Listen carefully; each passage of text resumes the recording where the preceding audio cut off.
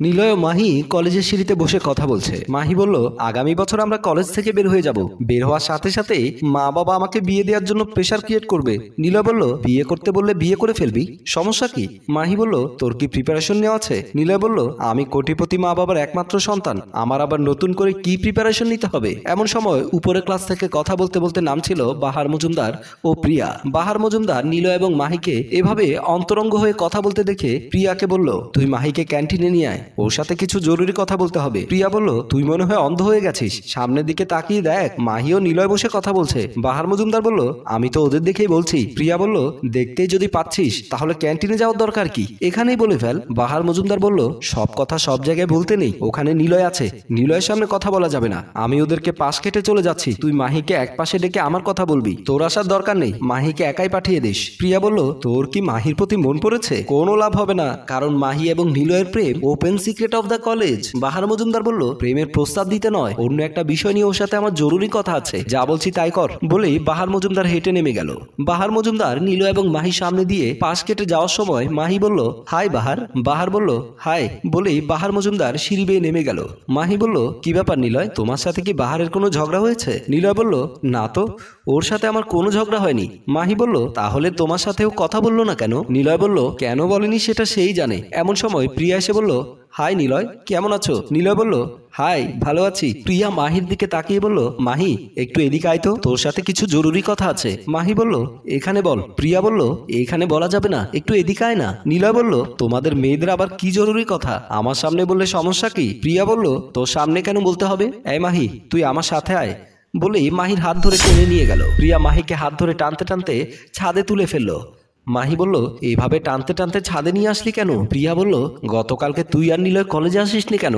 মাহি বলল, তুই কি প্রিন্সিপাল নাকি আমার আর নিলয়ের গার্ডিয়ান? প্রিয়া বলল, তোদের বন্ধু। আমি শুনেছি তুই আর নিলয় নাকি গতকালকে কক্সবাজার বেড়াতে গিয়েছিলি। মাহি বলল, শুনেছিস যখন আবার জিজ্ঞেস করছিস কেন? প্রিয়া বলল, তোরা নাকি দুজনে গতকালকে কক্সবাজার ছিলি। মাহি বলল, হ্যাঁ ছিলাম। প্রিয়া বলল, একই রুমে ছিলি? মাহি বলল, সমস্যা কোথায়, সে আমার বয়ফ্রেন্ড, এক রুমে একসাথে থাকতেই পারি। প্রিয়া বলল, বিয়ের আগে এসব ভালো না। মাহি বলল, তুই কি এসব জানার জন্য আমাকে ছাদে নিয়ে এসেছিস? প্রিয়া বলল, তোকে বাহার মজুমদার ক্যান্টিনে ডেকেছে। মাহি বলল, কেন? প্রিয়া বলল, জানি না, তোর সাথে নাকি জরুরি কথা আছে। মাহি বলল, কি আর জরুরি কথা হবে, নিশ্চয় সে তোর মতো এসব জিজ্ঞেস করবে। প্রিয়া বলল, করতেই পারে, কারণ তোদের গতকালকের ঘটনা আজ টক অফ দ্য কলেজ হয়ে গেছে।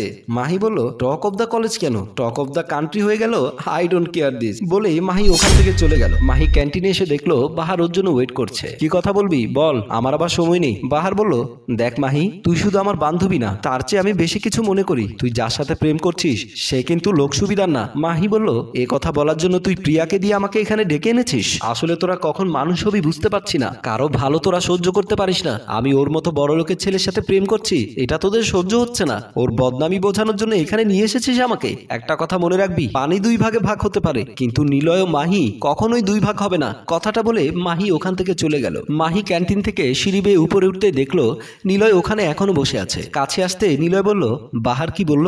মাহি বলল, মনে করেছিলাম গতকাল কক্সবাজারে যাওয়ার বিষয়ে কিছু বলবে, দেখলাম যে না, তোমার বদনাম করছে। নিলয় বলল, আমার বদনাম করছে? আমি তো ওর কোনো ক্ষতি করিনি, বাহার কেন আমার বদনাম করবে? মাহি বলল, বাদ দাও তো সব ফালতু লোকের কথা, এখন তুই বল আমাকে এবার কোথায় নিয়ে যেতে চাস? নিলয় বলল, তোকে নিয়ে যেতে চাইলে তো আর নিতে পারি না, তুই তো কলেজ টাইম ছাড়া অন্য সময় সময় দিতে পারিস না।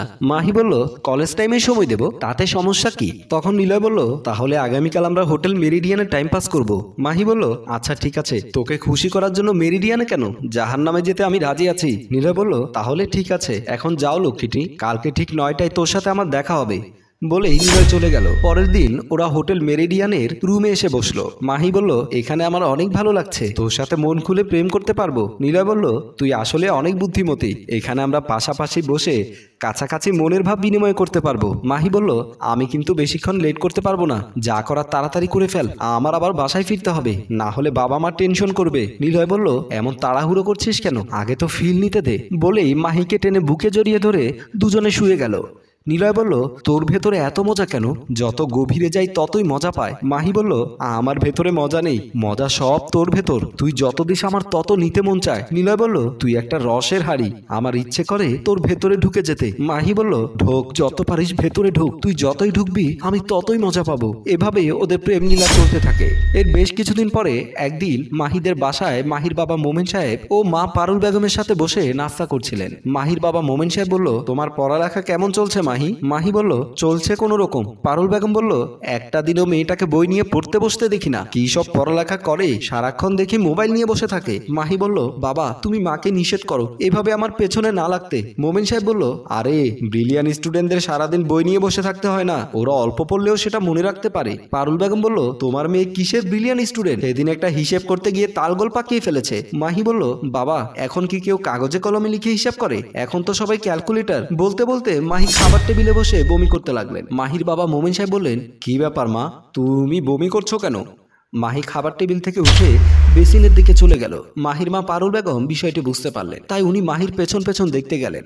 বেসিনে মাহি বমি করছিল। মাহির মা পারুল বেগম বলল, তুই এমন করছিস কেন?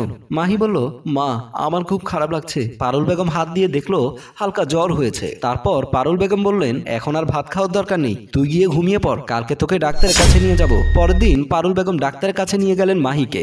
ডাক্তার দেলোয়ার মাহিকে চেক আপ করতে লাগলেন। কিছুক্ষণ চেক আপ করার পরে রিপোর্টটা দেখলেন। রিপোর্টে দেখলেন pregnancy test positive. Doctor Delwar বললেন, ভাবি সুখবর রয়েছে, মিষ্টি খাওয়ানোর ব্যবস্থা করুন। পারুল বেগম বলল, মানে? ডাক্তার বললেন, আপনি নানি হতে চলেছেন। পারুল বেগমের মাথায় যেন বাজ ভেঙে পড়লো। মাহিও চমকে উঠলো। ডাক্তার সাহেব বলল, মেয়েকে কখন বিয়ে দিলেন? একটু দাওয়াতও দিলেন না। পারুল বেগম কোনো প্রশ্নের উত্তর দিতে পারলেন না, কারণ মাহির পেটে অবৈধ সন্তান। তাই পারুল বেগম কিছু প্রাসঙ্গিক কথাবার্তা বলেই ওখান থেকে চলে আসলেন। খাবার টেবিলের উপরে বসে আছে মাহি। মোমেন সাহেব এসে বলল, তুই তো ধ্বংস হয়ে গেছিস, আমার মান সম্মান সব ধুলে মিশিয়ে দিয়েছিস, নিজের সাথে সাথে আমাকেও ধ্বংস করে দিয়েছিস। বল তোর পাপের সন্তান কার? মাহি নিলয়ের সাথে সম্পর্কের কথা বাবাকে সব খুলে বলতে লাগলেন। কলেজ ফাঁকি দিয়ে কক্সবাজার যাওয়া, মেরিডিয়ান হোটেল রুমে যাওয়া, সব খুলে বললেন। মেয়ের মুখে সব শোনার পর মোমেন সাহেব বললেন, যা এক্ষুনি যা, ওই ছেলেকে বল তোকে বিয়ে করার জন্য, না হয় সমাজে মুখ দেখাতে পারবো না। মাহি উঠে চলে গেল নিলয়ের উদ্দেশ্যে। মাহি ওদের বাড়ির গেট দিয়ে ভেতরে ঢুকতে দেখলো একটা মহিলা বোরকা পরা নেকাব বাঁধা নিলয়কে টেনে হিঁচড়ে নিয়ে যাচ্ছে। মাহি বললেন, কি ব্যাপার, আপনি উনাকে এভাবে লাঞ্ছিত করছেন কেন? মাহিকে দেখে নিলয় মুখ লুকানোর চেষ্টা করলেন। মহিলাটির নাম তানিয়া। তানিয়া বলল, বোন ও হচ্ছে আমার স্বামী, পয়সাওয়ালা ছেলে, কোনো কাজ কাম করে না, কলেজে পড়ার নাম করে বিভিন্ন মেয়ের সাথে সম্পর্ক করে। ওর মতো চরিত্রহীন লোক পৃথিবীতে আর দ্বিতীয়টি দেখিনি। আমি সহ তার 3টি বউ বর্তমান থাকা অবস্থায় সেখানে আরেকটা মেয়ে নিয়ে বিয়ে না করে সংসার করছে। এখন আপনি বলেন আপা, এইরকম স্বামীকে কেউ সম্মান করে নিয়ে যাবে? মাহি আর কোনো কথা বলতে পারলো না, নিশ্চুপ হয়ে দাঁড়িয়ে রইল। মহিলাটি নিলয়কে টেনে হিঁচড়ে নিয়ে গেলেন। বন্ধুরা, আমাদের এই গল্পটি আপনাদেরকে সচেতন করার উদ্দেশ্যে তৈরি করা। আপনার যদি ভালো লেগে থাকে তাহলে আপনার চারপাশের সবাইকে সচেতন করার জন্য গল্পটি লাইক, কমেন্ট, শেয়ার করে আমাদের সহযোগিতা করুন। ধন্যবাদ।